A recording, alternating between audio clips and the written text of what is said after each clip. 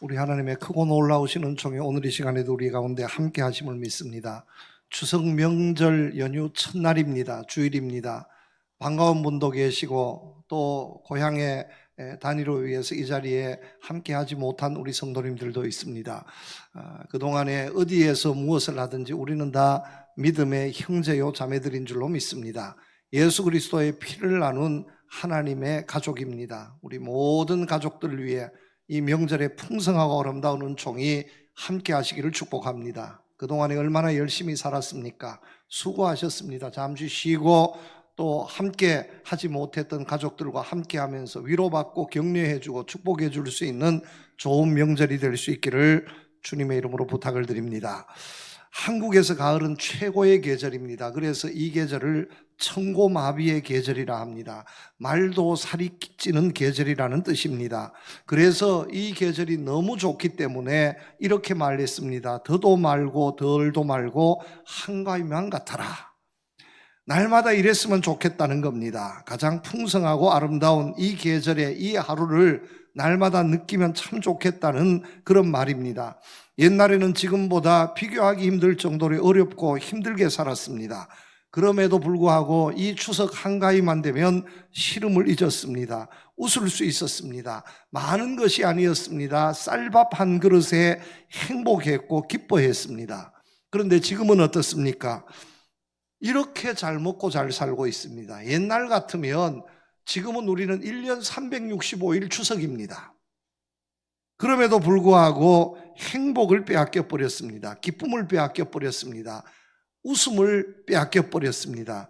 왜 그렇게 한숨 짓는 사람이 많은지, 왜 그렇게 탄식하는 사람들이 많은지 이곳저곳에 한숨 소리, 탄식 소리밖에 들리지 않은 것 같습니다.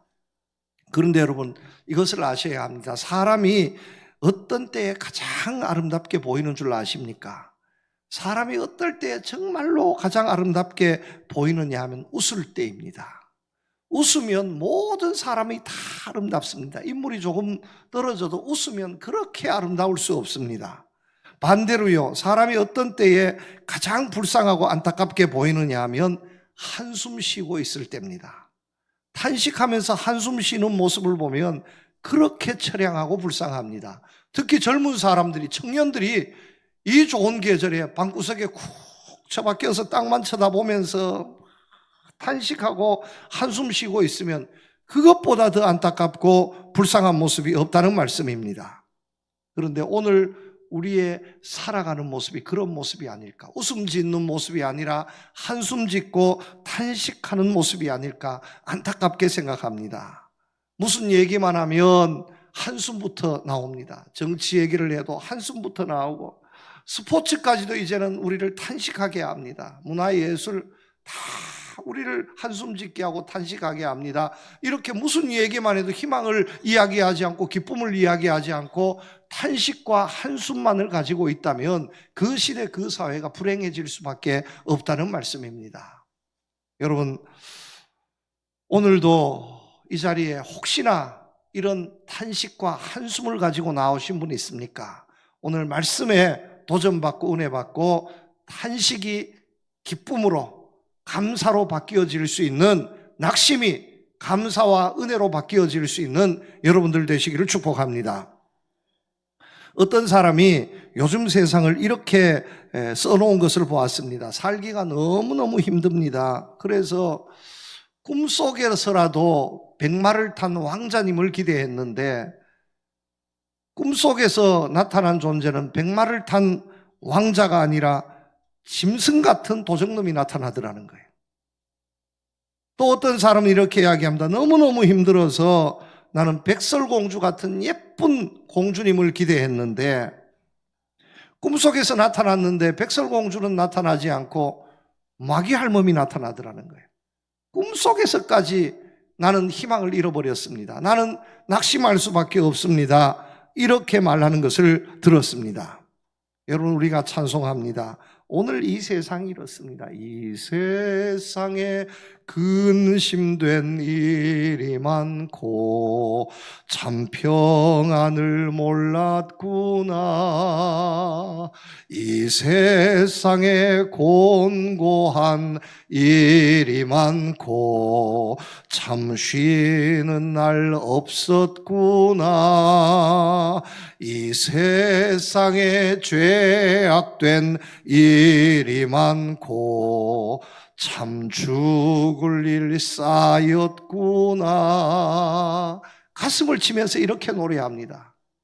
아니, 내 신세를 보니까 죽을 일밖에 없고 공고한 일밖에 없고 평안이 없고 하루도 쉬는 날이 없다는 거예요. 기가 막힙니다. 이렇게 해서 절망하고 낙심하고 포기합니다. 그런데 여러분, 오늘 말씀을 보면 절망하지 말라고, 낙심하지 말라고, 하나님의 자녀들은 어떤 일이 있어도 낙심해서는 안 된다고 말씀하고 있습니다. 여러분, 단언합니다.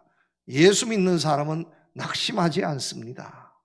우리 주님이 예수님께서 살아계시기 때문에 예수 믿는 사람들은 어떤 불행한 일이 있어도 낙심하지 않습니다. 만약에 내가 지금 낙심하고 있다면, 탄식하고 있다면 내가 예수님 제대로 믿지 않고 있는 겁니다. 오늘 주님께서 우리에게 분명하게 말씀하십니다. 한 사람 한 사람에게 말씀하십니다. 낙심하지 말라는 거예요. 좋은 형편에서, 아무 문제 없는 형편에서 아닙니다. 엄청난 문제와 아픔과 고통이 있어도 낙심하지 말라고 말씀하고 있습니다.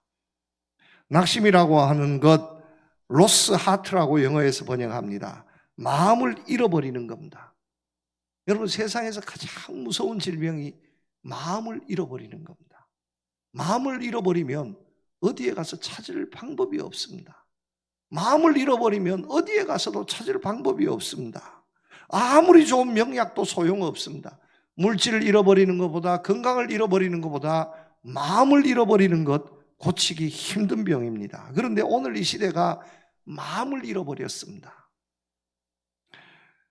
우리나라 보험공단에서 발표에 따르면 지난해 우리나라 우울증 환자의 수가 드디어 100만 명을 넘었다고 합니다. 해마다 5%, 10% 이상씩 증가가 되어서 우울증으로 보험공단에서 치료받은 사람의 숫자가 100만 명이 넘은 겁니다. 실제는 100만 명 훨씬 그 이상이 됩니다. 몇 해 전만 해도 50만 명, 60만 명 했는데 이제는 100만 명이 훌쩍 넘었습니다. 해마다 더 증가하고 있습니다. 이 우울증 왜 생깁니까? 마음을 잃어버린 겁니다. 마음을 잃어버렸어. 내 마음을 잃어버려서 내 마음을 어찌할 수 없는 이 질병이, 이것이 병이 되는 것이 우울증이 되는 겁니다. 오늘 이 시대에 마음을 잃어버린 사람, 낙심하는 사람들이 그렇게 많이 있다는 말씀입니다. 목사님, 세상 돌아가는 거 보십시오. 내 삶에 당한 불행을 보십시오. 어떻게 내가 낙심하지 않을 수 있습니까? 여러분, 그렇게 말하고 그렇게 생각하는 사람은 있을 수 있습니다. 그러나 그런 사람에게 오늘 말씀을 통해서 주님께서는 말씀하십니다. 낙심하지 말라고. 우리가 낙심하지 않고도 살 수 있는 방법이 있다고 말씀하고 있습니다.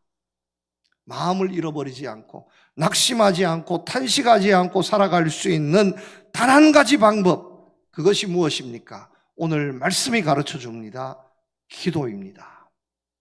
여러분, 기도입니다. 기도하면 낙심하지 않고 살 수 있습니다. 주님께서 말씀하십니다. 낙심하지 말고 기도하라고 말씀하십니다. 기도하면 낙심하지 않게 해주시겠다는 약속의 말씀입니다. 기도하면 내 마음을 찾을 수 있고, 기도하면 하나님의 은혜와 축복의 역사가 있습니다. 여러분, 기도하면서 낙심하지 않는, 기도하면서 낙심을 이겨낼 수 있는, 기도하면서 내 마음을 찾아서 하나님의 더 풍성함에 나아갈 수 있는 여러분들 되시기를 축복합니다. 이 낙심하지 말고 기도해야 할 것을 비유로 가르쳐 주셨는데, 한 여인이 있었습니다. 이 여인은 낙심할 만한 모든 조건을 다 가지고 있었습니다. 과부였습니다. 남편을 잃어버린 과부였습니다. 과부를 헬라어로 체라라 그럽니다. 이 뜻은 무엇이냐면 버려졌다, 텅 비었다는 말씀입니다. 아무것도 없습니다. 남편을 잃어버렸고 남편을 잃어버리면서 모든 것을 다 잃어버렸습니다. 내 모든 생각, 내 모든 것이 다 텅 비어 있습니다. 가장 불쌍한 사람으로 성경 말씀은 과부를 손꼽고 있습니다. 사회적인 약자로 대표적으로 세 부류의 사람을 들고 있는데 과부와 고아와 객을 들고 있습니다. 그 중에서 항상 가장 먼저 손꼽히는 것이 과부였습니다. 왜냐하면 그 당시의 사회를 보면 이해할 수 있습니다. 과부는 공민권의 제약을 받고 사회적인 보장을 받지 못하고 늘 착취와 학대의 대상이었습니다. 가장 힘없는 사람이었습니다. 그런데 이 여인이 억울한 일을 당했습니다. 호소하고 문제를 풀어야 하는데 누구도 도와주지 않습니다. 마지막으로 찾아간 곳이 누구냐? 재판관을 찾아갔습니다. 그런데 당시의 재판 제도를 보면 이 과부를 더 답답하게 합니다. 왜냐하면 유대 사회의 재판은 그래도 비교적 공정했습니다. 어떤 송사 사건이 있어서 그 사건을 장로에게 가져가면 이 장로회에서는 장로들은 재판을 구성하는데 3명의 재판관으로 재판팀을 구성합니다. 피고 측에 한 사람, 원고 측에 한 사람, 그리고 다른 한 사람은 장로가 임명을 합니다. 이렇게 해서 3사람이 재판을 합니다. 그래서 나를 대변해 줄 수 있는, 억울한 일을 당한 사람 대변해 줄 수 있는 사람이 재판에 들어가 있습니다. 비교적 공정하게 재판할 수 있었습니다. 그런데 로마 시대가 되면서 달라졌습니다. 로마의 재판 방법은 어떠냐? 총독이 임명한 재판관 단 한 명이 재판을 하게 되어 있습니다. 그러니 이 재판관 한 명이 제 멋대로 재판을 합니다. 그리고 유대에서 유대 총독이 임명한 로마의 재판관이 유대 사회를 모르면서 그냥 재판을 하는데 돈 많이 주는 사람, 힘 있는 사람, 이런 사람들의 손을 들어줘 버리는 것이 다반사였습니다. 그래서 로마 총독이 임명한 재판관을 그냥 재판관 이렇게 이야기하지 않고요. 오늘도 말씀해 보면 불의한 재판관 이렇게 표현하고 있는데, 불의한 재판관이라기보다는 당시에 통념에 그 로마가 총독이 임명한 재판관 앞에 붙이는 별칭이 따로 있었습니다. 불의한 재판관이 아니라 도둑놈 재판관이었습니다. 재판관은 다 도둑놈이었다는 거예요. 그런데 이 과부가 자기의 억울한 일을 당해서 어디에도 호소할 길이 없어서 이 불의한 재판관, 도둑 재판관에게 호소를 합니다. 한두 번 찾아갔습니다. 소용없습니다. 포기하지 않았습니다. 날마다 자주 찾아갔습니다. 찾아갈 때마다 소리 지르면서 내 원한을 풀어주셔서 외쳤습니다. 여러 사람들이 있는 곳에도 외쳤고 문을 두드리면서도 외쳤고 밤낮 찾아가서 외쳤습니다. 이 재판관이 생각합니다. 내가 진짜 나쁜 놈이지만 이 여인의 소원을 들어주지 않으면 내가 속 시끄러워서 내가 못 살겠다. 내가 정말 창피하고 내가 부끄러워서 못 살겠다. 들어주자 하고 들어주지 않겠느냐 하는 말씀입니다. 그런데 이 불의한 재판관도 이 과부의 원한을 풀어주는데, 우리가 낙심해서 불의한 일을 당해서 정말로 억울해서 선하신 하나님, 능력의 하나님께 기도할 때에 하나님께서 들어주시지 않겠느냐 하는 말씀입니다. 이 비유를 통해서 보면 기도만 할 수 있어도 낙심하지 않을 수 있다는 말씀입니다. 여러분, 기도만 할 수 있어도 한숨이 사라집니다. 기도만 할 수 있어도 낙심하지 않고 소망을 품고 살아갈 수 있습니다. 기도할 수 있는데 왜 걱정하십니까? 기도하면서 왜 염려하십니까? 여러분, 기도하면 염려, 근심, 걱정이 사라지게 될 줄로 믿으시기를 바랍니다. 기도는요, 진짜 기도는 한 사람의 운명을 바꿉니다. 진짜 기도는 한 나라의 운명을 바꿉니다. 여러분, 우리 사무엘의 기도를 잘 알지 않습니까? 블레셋을 당해낼 수 없을 때에, 억울하게 몇십 년 정말 고통을 당했을 때에, 도저히 싸워서 이길 수 없을 때 미스바에 온 백성들이 모여서 하나님께 금식하며 기도했습니다. 무기 달라진 것 하나도 없습니다. 미스바의 금식에서 기도하고 난 후에 그 다음날 블레셋이 쳐들어왔는데 싸우는데 승리했습니다. 기적이 일어났습니다. 너무너무 감사해서 에벤에셀 도움의 돌이라는 비석을 세워서 하나님께 제사를 드렸습니다. 여러분, 기도하면 에벤에셀의 능력이 나타나게 될 줄로 믿으시기를 바랍니다. 종교개혁자 존 낙스는 이렇게 가르쳤습니다. 기도하는 한 사람이 기도하지 않는 한 민족보다 강하다. 기도하는 한 사람이 기도하지 않는 무백성들 한 민족이 있다 해도 그 사람보다 더 강하다는 겁니다. 무릎 위에 놓인 나라는 무기 아래 놓인 나라보다 더 강하다 했습니다. 기도에 무릎을 꿇는 나라가 핵무기로 무장한 나라보다 더 강하다는 말씀입니다. 기도의 능력이 여기에 있습니다.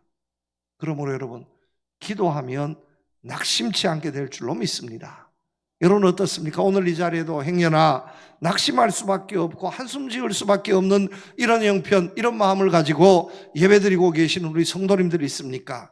기도하시기를 축복합니다. 기도하면, 제대로 기도하면 낙심이 기쁨으로 분명히 바뀌어지게 될 줄로 믿습니다. 그러면서 우리 주님께서는 기도를 가르치면서 주님께서 원하시는 기도, 낙심을 물리칠 수 있는 이 기도가 어떤 기도냐 우리에게 가르쳐주고 있습니다. 첫 번째 교훈입니다. 여러분 기도하십니까? 그렇다면 항상 기도해야 합니다. 쉬지 말고 기도해야 합니다. 예수께서 그들에게 항상 기도하고 낙심하지 말 것을 비유로 말씀하여 이르시되 이렇게 말씀하십니다. 기도는 한 번, 두 번 기도하고 쉬는 것이 아닙니다. 기도했다면 항상 기도해야 합니다. 계속해서 기도해야 합니다. 쉬지 않고 기도해야 합니다. 데살로니가전서 5장 말씀에 그리스도 예수 안에서 우리를 향하신 하나님의 뜻이라고 말씀하시면서 쉬지 말고 기도하라고 가르치고 있습니다. 쉬지 말고 기도하라는 이 기도의 제일 첫 번째 교훈, 우리가 기도하면서 저지르기 쉬운 가장 큰 실수입니다. 우리가 기도하면서 너무나 쉽게 쉬어버린다는 겁니다. 기도했으면 계속 기도해야 하는데, 쉬지 말고 기도해야 하는데 너무 쉽게 쉬어버립니다.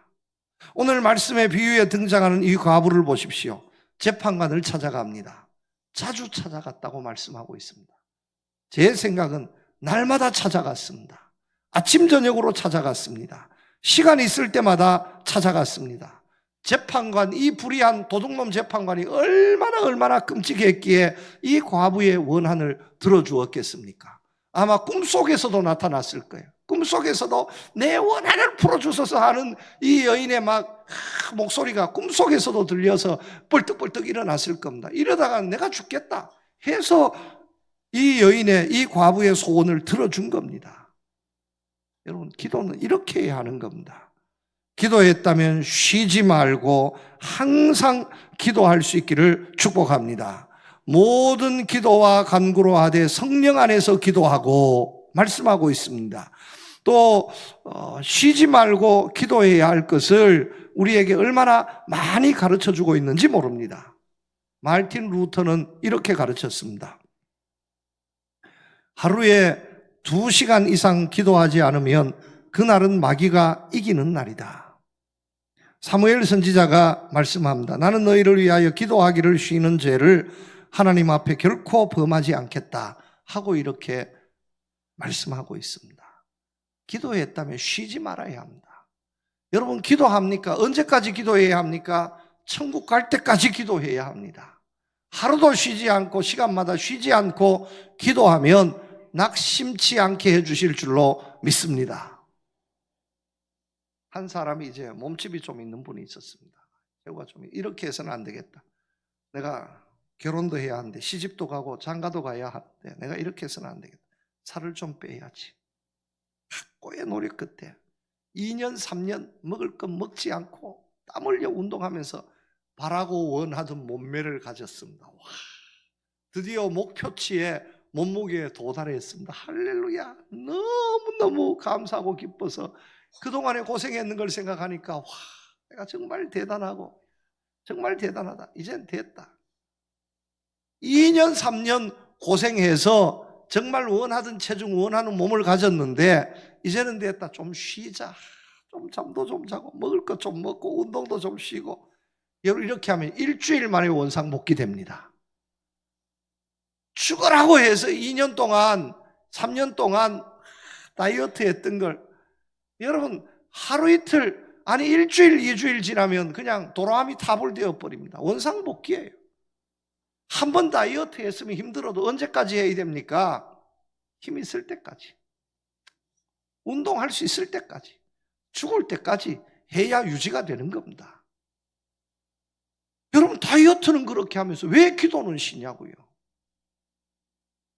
기도가 재미없어서. 여러분 기도 재미없습니다. 맞습니다.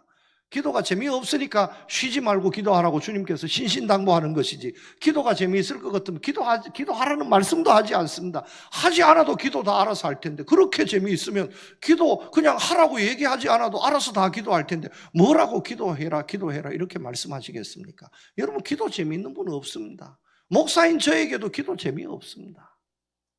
그런데도요 쉬지 말고 기도하라. 왜냐하면 재미없으니까 이렇게 당부하는 겁니다. 한국 사람이 먹는 음식 중에서 여러분 제일 맛이 없는 음식이 무엇이라 생각하십니까? 뭐 맛이 있는 음식을 무엇입니까 하면 나는 갈비입니다, 불고기입니다, 소고기입니다 뭐 이렇게 이야기할 수 있지만 가장 맛이 없는 음식, 한국 사람이 먹는 음식 중에 최고로 맛이 없는 음식이 여러분 무엇이라고 생각합니까? 저는 아무리 생각해봐도 우리가 먹는 음식 중에 제일 맛 없는 음식은 밥입니다. 밥이 무슨 맛이 있습니까? 밥만 먹으면 토할 것 같습니다. 하다못해 없어도 소금이라도 있어야 먹지 밥만 먹으면 맛이 없습니다. 그래도요 한국 사람들 밥 먹는다 그러지 반찬 먹는다 얘기하지 않습니다. 밥을 예전에 비하면 절반밖에 먹지 않아도 그래도 반찬 먹고 밥을 먹어야지, 한 끼라도 밥을 먹지 않으면 죽는 줄 압니다. 맛이 없어도 밥을 먹어야 됩니다. 한국 사람들은 그렇습니다. 저는 기도가 그렇다고 생각합니다. 재미가 없어도요 건강하게 하나님의 은혜 받고 하나님의 축복을 받고 건강하게 힘있게 살아가기를 소원합니까? 그러면 기도하기를 쉬지 마시기를 축복합니다. 밥을 먹듯이 다이어트 하듯이 끝까지 붙잡고 기도할 수 있기를 축복합니다. 미국의 백화점 왕이었던 존 와나메이커, 그는 백화점 왕이었습니다. 그가 가진 백화점 체인점만 해도 100개가 훨씬 넘었습니다. 160개가 넘었습니다. 그런데도 이 사람은 이렇게 기도했답니다. 바쁘지 않으면 하루에 1시간, 바쁘면 하루에 2시간, 눈코 뜰 새 없이 바쁘면 하루에 3시간 기도했다고 합니다. 아니 바쁜데 눈코 뜰 새 없이 바쁜데 어떻게 3시간씩 기도해야 합니까? 하고 물었습니다. 대답했습니다. 바쁘면 바쁠수록 하나님께서 도와주셔야 할 일이 더 많습니다. 눈코 뜰 새 없이 바쁘다는 것은 내가 해야 할 일이 그만큼 더 많다는 증거입니다. 그렇다면 하나님께서 더 많이 도와주셔야 합니다. 그래야 실패하지 않습니다. 그래서 그는 바쁘면 바쁠수록 더 기도했다는 겁니다. 어떤 일이 있어도 기도하기를 쉬지 않는 여러분들 되시기를 축복합니다. 쉬지 말고 기도해서 낙심 주는 이 세상에 기쁨으로 은혜로 살아갈 수 있는 여러분들 모두 되시기를 축복합니다. 두 번째입니다. 여러분 기도하십니까? 그렇다면 포기하지 말아야 합니다. 포기하지 말고 기도해야 합니다. 쉬운 일 아닙니다. 그러나 어떤 일이 있어도 우리가 기도했다면 포기하지 말아야 합니다. 그런데 여기에 문제가 있습니다. 사탄의 역사가 가장 강하게 일어나는 대목이 이 대목입니다. 우리가 열심히 눈물을 흘려 뜨겁게 기도합니다. 하나님 도와주십시오. 금식하고 철야해서 기도합니다. 그런데 하룻밤만 자고 나면 내가 뭘 기도했는지 다 잊어버립니다. 기도했는데 너무 쉽게 포기해버립니다. 한 번, 두 번 기도하다가 되지 않으면 쉽게 포기해버립니다. 여러분 세상의 일이 그렇게 되어지는 일이 없습니다. 세상의 일도요, 한두 번 만에 되어지는 것은 이것은 신통한 일이 아닙니다. 어렵고 힘겨운 일일수록 실패는 성공의 어머니라고 수없이 많은 실패를 경험하면서 그럼에도 불구하고 포기하지 않고 붙잡고 노력해서 오늘 이 시대를 만든 겁니다. 유명한 발명품들, 여러분 에디슨이 발명도 가장 많이 했지만 실패도 가장 많이 한 사람이 에디슨입니다. 가장 많이 실패했기 때문에 그런 발명의 왕이 될 수 있었습니다.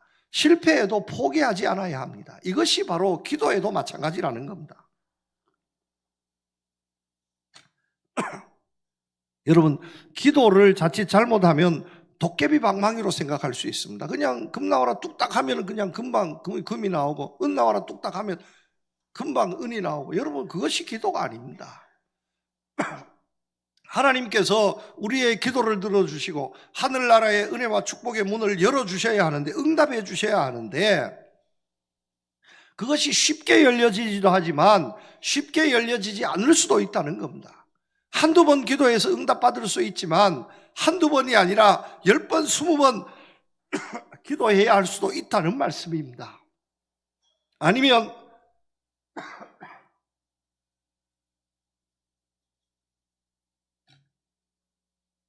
때로는 내 일평생 기도하고 되를 이어서 기도해야 할 수도 있다는 말씀입니다.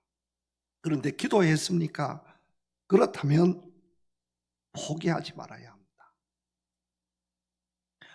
7절, 8절의 말씀입니다.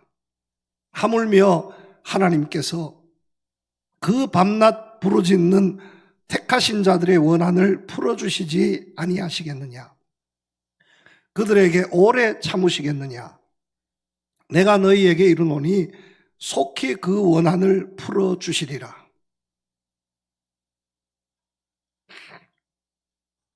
이 과부도 포기하지 않고 재판관에 날마다 메어 달리니 문전박대 받았지만 그러나 포기하지 않으니 끝까지 메어 달리니 그의 소원을 이루었습니다.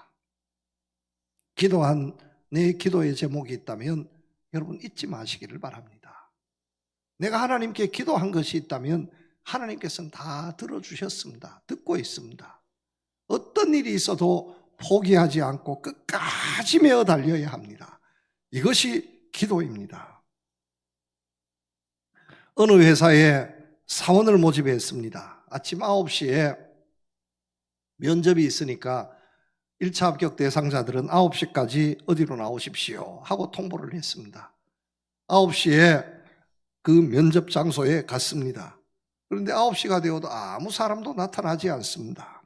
1시간, 2시간이 지나도 나타나지 않습니다. 사람들이 웅성거리기 시작했습니다. 점심시간 12시가 되어도 사람이 나타나지 않습니다. 그래서 이미 반절 넘는 사람들은 가버렸습니다. 2시, 3시가 되어도 아무 말도 없고 아무 사람도 나타나지 않습니다. 퇴근 시간 5시, 6시가 되어서 보니까 한두 사람밖에 남지 않고 다 돌아갔습니다.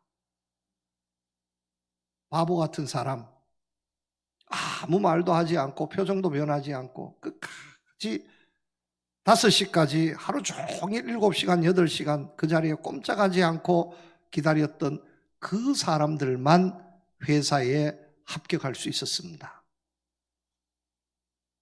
면접을 보지 않는 것이 아니라 기다리게 하는 것, 아무 군말 없이 기다리게 하는 것, 그것이 면접 시험이었다는 거예요. 면접관이 그 자리에 나타나지만 않았을 따름이지 이미 다 지켜보고 있었습니다. 웅성웅성하고 불평하는 사람들 필요 없다는 겁니다. 아무리 똑똑하고 힘들어도 회사가 어렵고 힘겨우면 다 떠나갈 사람 그 회사에 필요 없다는 겁니다. 여기밖에 없습니다. 나는 기다리겠습니다. 군말나지 않고 7시간, 8시간을 앉아서 기다렸던 그 사람이 회사에 취업하는 영광을 누리게 된 겁니다. 우리의 기도 마찬가지라는 겁니다. 끝까지 기도하면 응답받게 될 줄로 믿으시기를 바랍니다. 2차 대전 후에 영국을 다스렸던 윈스턴 처칠이 많은 연설을 했습니다. 그런데 윈스턴 처칠 연설 중에서 최고의 연설이 이것이었습니다. 유명한 대학교의 졸업식장에 가서 축사를 한 연설이었는데 짧은 연설입니다. 그 연설이 최고의 연설이 되었습니다. Do not give up. Do not ever give up. Never give up. give up. 포기하지 말라는 겁니다. 절대로 포기하지 마십시오. 결코 포기하지 마십시오. 절대로 포기하지 마십시오. 이 포기하지 마십시오라는 이 연설이 영국 사회를 울렸습니다. 오늘 많은 사람들, 낙심해 있는 사람들, 그들에게 축복합니다. 여러분 포기하지 마십시오. 한두 번 실패했다고 해서 포기하지 마십시오. 여기에 우리는 기도할 수 있습니다. 하나님께 맡기시고 기도하면서 포기하지 말고, 그래서 낙심을 은혜로 바꾸어 갈 수 있는 여러분들 되시기를 축복합니다. 세 번째입니다. 기도하십니까? 그렇다면 믿음으로 기도해야 합니다. 8절 말씀에 보면 인자가 올 때에 세상에서 믿음을 보겠느냐 하고 이렇게 말씀하고 있습니다. 주님의 탄식의 말씀입니다. 기도하는 사람들은 많은데 믿음이 없다는 겁니다. 예수 믿는 사람들은 많은데 진짜 믿음이 없다는 겁니다. 아니, 예배드리고 있는 사람들, 주님 주변에 모여들고 있는 많은 사람들이 있는데 진짜 믿음을 볼 수 없다는 겁니다. 여러분 어렵고 힘겨운 상황에 있어도 기도하시기를 축복합니다. 믿음으로 기도하셔야 합니다. 주님을 믿으시기를 바랍니다. 세상에서 믿음을 보겠느냐? 주님 탄식하시지만, 주님 우리 포항 성도교회를 통해서 우리가 믿음을 제대로 한번 보여드리겠습니다. 우리 믿는 사람들, 믿음의 사람들 여기 있습니다. 우리를 보십시오. 우리가 진짜 믿는 사람들입니다 하고 믿음을 보여줄 수 있기를 축복합니다. 여러분, 세상은 오늘도 변함없이 주님의 질서, 주님의 뜻대로 움직임을 믿으시기를 바랍니다. 주님이 축복해 주셔야 합니다. 주님이 문을 열어주셔야 합니다. 주님이 가로막았으면 천하의 모든 방법을 다 가지고도 이겨낼 방법이 없습니다. 세상의 바람이 불어오지만 그 세상의 바람대로 세상이 움직이는 것이 아니라 주님의 뜻대로 움직인다는 것을 믿으시기를 바랍니다. 북극에 가면 빙산이 있습니다. 남극에 가도 빙산이 있습니다. 그런데 여러분 유심히 보면 빙산은 바람 부는 대로 움직이지 않습니다. 때로는 바람 부는 방향대로 움직이기도 하지만 바람 부는 방향과 정반대로 움직일 때도 있습니다. 왜 그러냐면 이렇습니다. 빙산의 일각이란 말이 있듯이 빙산, 보여지는 그 빙산이 아무리 커도 그 빙산은 물 아래에 있는 빙산에 비하면 10%, 20%밖에 되지 않습니다. 우리가 보고 있는 빙산은 물 밑에 있는 보이지 않는 빙산의 10%, 20%밖에 되지 않습니다. 보이지 않는 80%, 90%는 물 아래에 잠겨져 있습니다. 그런데 물 위에 솟아있는 이 빙산 때문에 불어오는 바람의 방향으로 빙산이 움직일 수가 없다는 겁니다. 빙산은 어디에 움직이느냐? 조류의 방향에 따라서 움직인다는 거예요. 물결이 어디에 떠돌아가느냐, 물이 어느 방향으로 움직이느냐 하는 데 따라서 빙산이 움직이지 바람의 방향으로 움직이지는 않는다는 거예요. 그런데 많은 사람들이 착각합니다. 세상에 바람이 불어오니까 이 바람대로 갈 거야. 그런데 그렇게 가지 않습니다. 그 바람과 주님의 방향이 같으면, 어쩌다가 같으면 같은 방향으로 갈 수도 있습니다. 그런데 그 세상의 바람과 주님의 물결의 방향에 차이가 나면 어김없이 세상의 바람대로 움직이지 않고 주님의 물결의 방향대로 움직입니다. 주님이 살아계시고 주님이 역사하셔야 되는 거예요. 이 주님을 믿고 기도하라는 말씀입니다. 주님의 뜻대로 되어집니다. 이 세상의 모든 일들은 주님의 뜻대로 되어집니다. 주님께서 함께 하시고 주님께서 들어주시고 주님께서 말씀해 주셨고 낙심하지 말라고 말씀해 주셨고 포기하지 말라고 말씀해 주셨고 쉬지 하지 말고 기도하라고 말씀해 주셨습니다. 들어주시겠다고 약속해 주셨습니다. 이 주님을 믿고 기도하라는 말씀입니다. 여러분 축복합니다. 낙심하지 마시기를 축복합니다. 낙심하지 말고 기도하시기를 축복합니다. 쉬지 말고 기도하십시오. 포기하지 말고 기도하십시오. 주님을 믿고 기도 한번 해봅시다. 낙심이 은혜와 감사와 감격과 기쁨으로 분명히 바뀌어지게 될 줄로 믿습니다. 하나님 아버지 감사합니다. 낙심하지 말라는 이 말씀, 오늘 우리에게 주신 말씀으로 믿고 받습니다. 낙심하지 말고 한숨 짓지 말고 기도할 수 있게 하여 주시옵소서. 쉬지 말고 기도하겠습니다. 포기하지 않고 기도하겠습니다. 정말 주님을 믿습니다. 믿음으로 기도하겠습니다. 기도하는 우리 성도들 위해 낙심이 바뀌어져서 희망과 감사와 감격이 있는 오늘 우리 성도들의 삶이 다 될 수 있도록 축복해 주시옵소서. 예수님 이름으로 기도드립니다. 아멘.